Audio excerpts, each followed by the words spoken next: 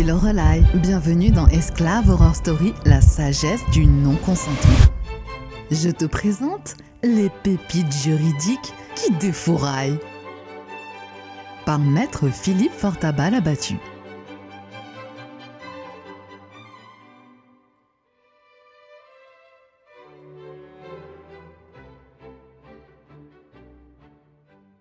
Je reçois Philippe Fortaba-Labattu, avocat et docteur en droit, qui va nous faire une nouvelle révélation, une nouvelle pépite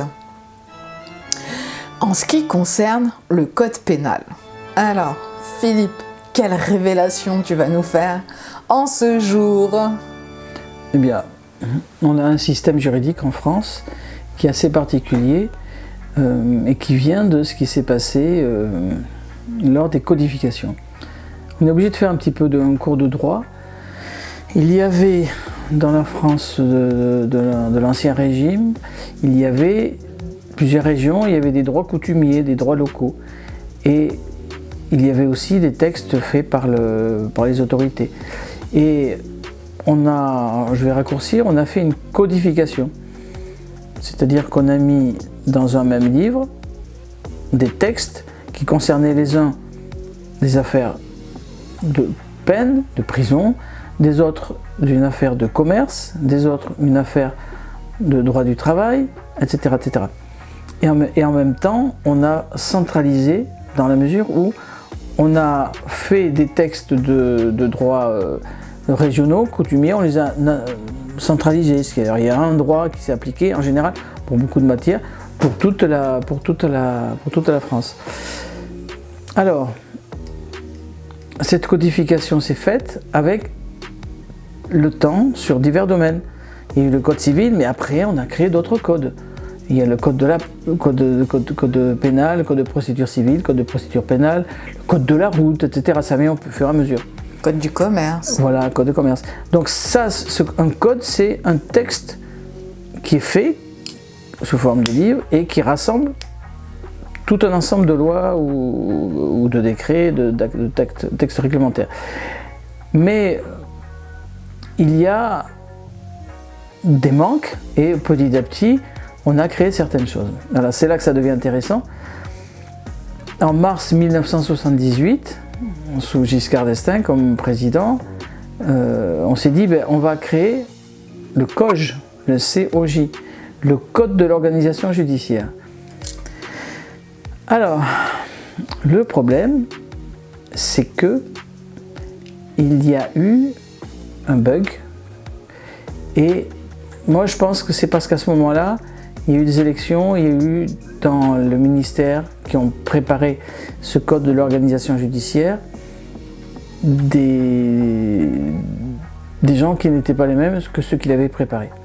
En tous les cas, des gens qui ne connaissent pas très très bien le droit. Et donc, il y a eu la création de ce code de l'organisation judiciaire. Alors moi, je voulais te demander, en fait, Philippe, je crois que tu as une spécialité. Et ta spécialité, c'est quand même le pénal. Oui, c'est vrai que... Ça tombe super bien, quand même. Oui, alors on va en parler, effectivement. Donc tu connais bien le droit pénal. Oui, j'étais dans le droit pénal depuis 1981. Concrètement, par le métier que je faisais. Mais... Tu sais de quoi tu parles. Oui, je sais de quoi je parle.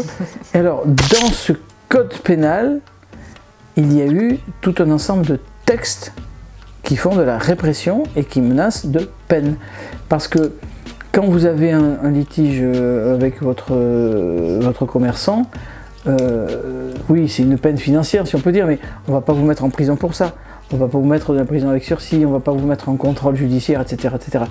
Donc il y a le droit pénal qui est un secteur particulier, ça vient du mot la peine, on met une peine.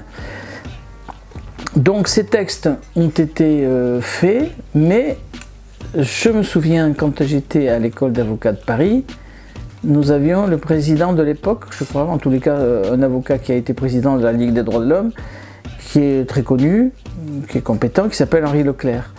Et Henri Leclerc nous avait fait une conférence en nous disant que avec tous les ordinateurs qu'il y avait au ministère de la Justice,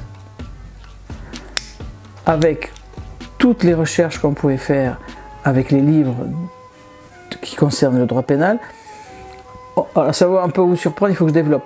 On n'arrivait pas à trouver tous les textes de droit pénal. Ce que je veux dire, c'est que le droit pénal, on ne le trouve pas seulement dans le code pénal. Le droit pénal, on le trouve dans le code de la route. Le droit pénal, on le trouve dans le code de la santé publique, à propos par exemple des stupéfiants. Le code pénal, on le trouve dans tout plein de choses. Et ça permet de voir, selon les catégories, quels sont les textes qui vont réprimer les choses. Là-dessus, un code existant peut être modifié. Et on a modifié par une loi de 1992 le code pénal. On l'appelle le nouveau code pénal. Ce nouveau code pénal, il a une particularité, c'était qu'il était applicable à partir du 1er mars 1994 ou 93, j'ai un trou de mémoire. Ce sera 94, ouais, le 1er mars 1994, le nouveau code pénal. Mais pour que la loi soit applicable, pour qu'on puisse mettre des peines de prison ou financières, il est clair qu'il faut qu'on soit au courant du texte. Il y a un adage qui dit « Nulla pena sine lege ». Nulle peine sans loi. Pas de peine s'il n'y a pas de loi. Là, on est dans du droit un peu particulier, et comme celui qu'a soulevé Lorelai dans beaucoup de ses vidéos, c'est-à-dire comment on peut savoir si une loi est applicable. Eh bien, si on veut savoir si une loi est applicable, il faut que la loi soit votée par le Parlement. Ensuite, il faut qu'elle soit promulguée. Et ensuite, il faut que cette loi soit publiée. Et la Cour de cassation, dans un arrêt de la Cour d'appel, nous dit bien que, au troisième millénaire, elle nous dit que la loi n'est applicable que le lendemain de son arrivée en province. Or, on a la responsable du courrier de la sous-préfecture de Bayonne, dans les Pyrénées-Atlantiques, on voit le document, qui nous dit que on ne sait pas, avant le 1er janvier 1994, on ne sait pas quand est arrivé le journal officiel. Ça veut dire qu'on ne sait pas quand est arrivé le journal officiel du nouveau code pénal de 1992. On ne sait pas quand. À partir du moment où on ne sait pas quand il est arrivé, on a notre sous-préfecture, notre préfecture qui nous dit la même chose, explicitement sur le code pénal. Ça veut dire que le code pénal n'est pas applicable dans ces départements-là. En fait, c'est le nouveau code pénal de 1992 c'est ça. N'est pas arrivé à la sous-préfecture de Bayonne, puisqu'ils sont dans l'incapacité de nous prouver la date d'arrivée du journal officiel. Voilà, c'est tout à fait ça. Pour que ce soit applicable, il faut avoir la preuve de l'arrivée. On a le journal officiel de l'allié, on peut le montrer là. Là, il y a le tampon, il y a la signature, il y a la date. Donc c'est applicable le lendemain. Donc puisque c'est pas applicable dans un département, c'est pas applicable ailleurs. Comment ça? Ben non, parce qu'il y a un principe français de droit pénal qui est le principe de l'unicité de la loi pénale. C'est-à-dire qu'on ne peut pas punir dans un département quelque chose qui n'est pas punissable ailleurs. Puisque à Bayonne et dans cet autre département, le code pénal, on ne sait pas quand est-ce qu'il est arrivé. De 1992, le nouveau code pénal de 1992. Pour les gens qui n'ont pas 30 ans de droit pénal. Ouais. Donc le code pénal, on ne peut pas savoir quand est-ce qu'il est arrivé. Donc on ne peut pas appliquer la règle, il est applicable le lendemain de son arrivée, évidemment. Je le rappelle, la Cour d'appel des Antilles, on a l'arrêt, voilà, vous allez le lire. Il dit qu'effectivement, les lois sont applicables le lendemain de leur arrivée. Une décision de Cour d'appel du 3e millénaire. Donc je veux dire, c'est quand même carré, quoi.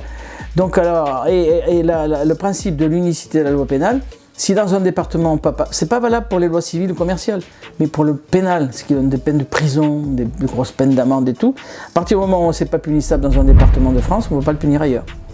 Voilà. Donc pas de nouveau code non, il n'est pas de nouveau code pénal de 1992. Est-ce qu'ils n'en ont pas fait d'autres entre-temps? D'autres codes? Ouais, d'autres codes pénals. Non, parce qu'on le saurait, il s'appelle, celui-là, on dit le nouveau code pénal. Par contre, il n'est pas interdit aux autorités de faire légalement une modification interne d'un code, c'est-à-dire modifier un article de ceci, cela dans un code, bien sûr, que ce soit le code pénal, le code de procédure pénale, etc. Parce que là, il faut voir que ce n'est pas une plaisanterie, ça, on est dans un système de droit, a priori. Et donc, pour que la loi soit applicable, il faut qu'elle soit votée, il faut qu'elle soit promulguée, bon, on pourra en reparler, il faut qu'elle soit publiée. Mais la formalité de publication pour que la loi soit applicable ne peut se faire que si on peut constater que le journal officiel est arrivé. Alors, il y a eu une question qui s'est posée, est-ce qu'il faut que le registre du 12 Vendémiaire en 4 de la République, article 12, avec un registre spécial, soit rempli ou pas? De toute façon, il n'y a même pas besoin de ça. On ne peut pas nous dire le registre n'est pas obligatoire, etc. Le principe, et ça, c'était la Cour de cassation qui l'a dit, la Cour d'appel de Basse-Terre qui l'a dit au 3e millénaire, la loi est applicable le lendemain de son arrivée, c'est tout.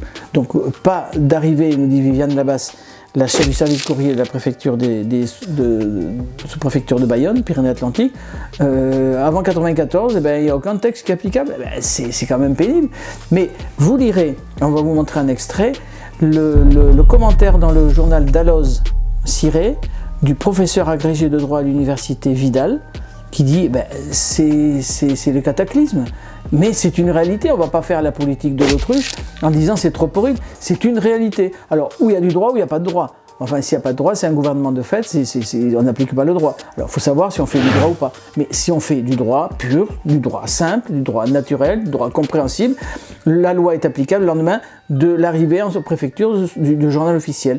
Et pour le code pénal, c'est différent pour les autres, mais là, si en un département, et on prouve qu'il n'est pas arrivé dans les Pyrénées-Atlantiques, si dans un département le code pénal n'est pas arrivé, le nouveau code pénal de 92, il n'est pas applicable nulle part ailleurs. Alors c'est la catastrophe, on est bien, mais enfin, voilà, c'est pas ma faute. Hein. Donc là, en fait, tout ce qu'il y a de pénalement répressible... Dans le code pénal, oui. Dans le code pénal, est nul et non avenu. Oui.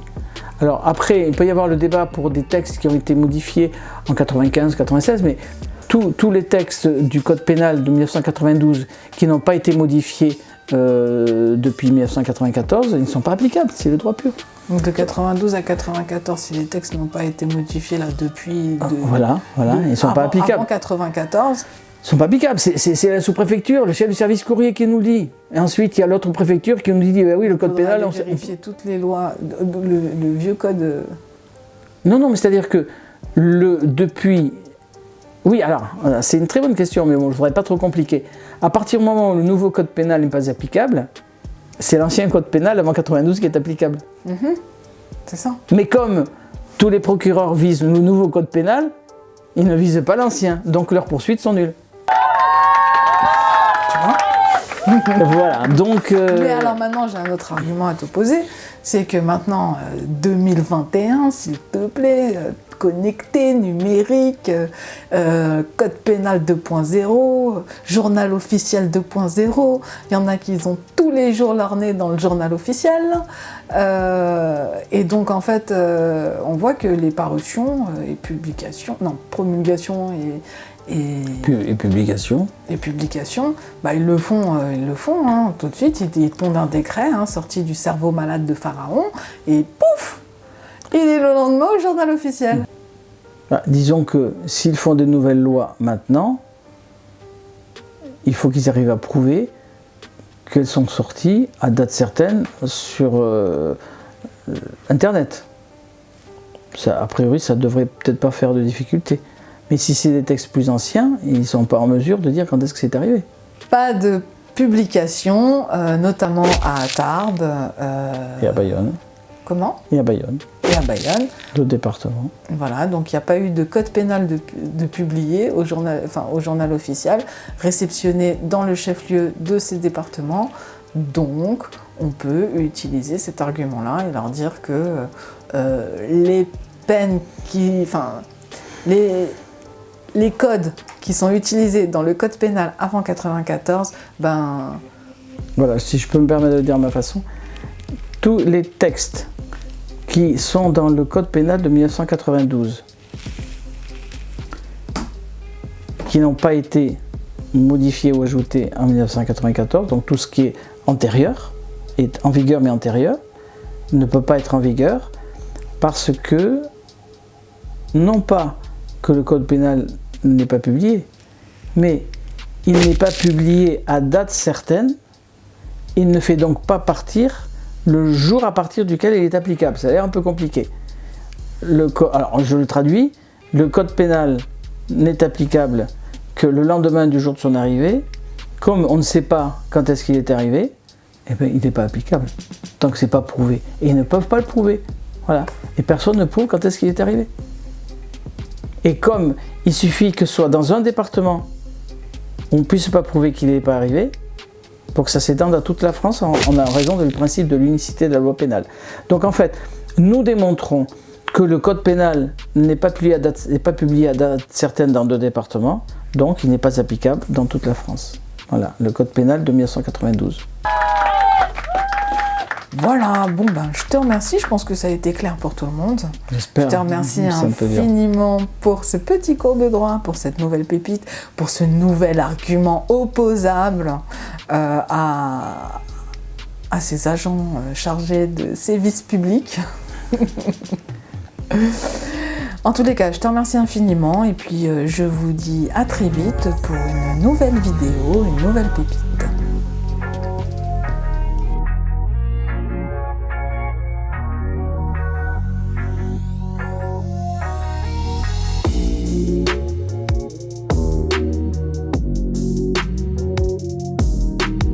Le cœur du système de Lorelai est un être humain. Je suis sorti du blizzard, l'article 1 dans le viseur. Je suis un loup parmi les moutons qui veut réveiller les meutes. Pas de retour une fois que c'est vomi, je suis déjà pareil pour les meutes. J'entends les sirènes mais je n'ai rien à cirer. Je connais leurs sirènes, 120 015 011 admirés. Oui de leur ligne de mire, même vivant on est tous morts. Ça fait un bail que tous morts, 2021 faut tous morts. Là tu pénaves.